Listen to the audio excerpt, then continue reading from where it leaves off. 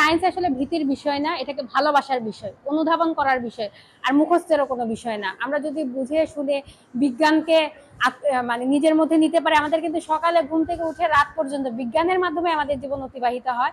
তো এটাকে নিজের মধ্যে অভ্যস্ততা তৈরি করা, সহজভাবে গ্রহণ করা, এবং আমাদের মধ্যে একটা টেন্ডেন্সি থাকে যে আমরা মুখস্থ করি, মুখস্থ না করে বিজ্ঞানটা বোঝার বিষয়।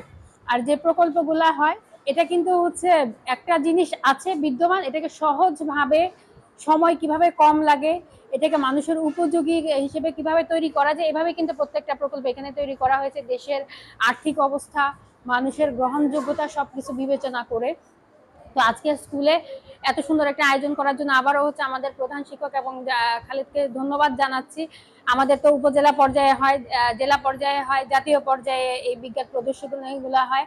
আমি আশা করব যে আমাদের যারা পাইলটের মেয়েরা আছে, আমাদের মেয়েরা জাতীয় পর্যায় পর্যন্ত তাদের প্রকল্প নিয়ে যাবে, এভাবেই নিজেদেরকে তৈরি করবে, সে প্রত্যাশা ব্যক্ত করে আসলে হচ্ছে আমার বক্তব্য এখানে শেষ করছি। আমরা চাচ্ছি যে আমরা প্রকল্পগুলো দেখব, দেখে তারপরে আবার কিছু বলা থাকলে বলে যাব। আর আজকের এই বিজ্ঞান প্রদর্শনী শুভ উদ্বোধন ঘোষণা করছি। ধন্যবাদ সবাইকে।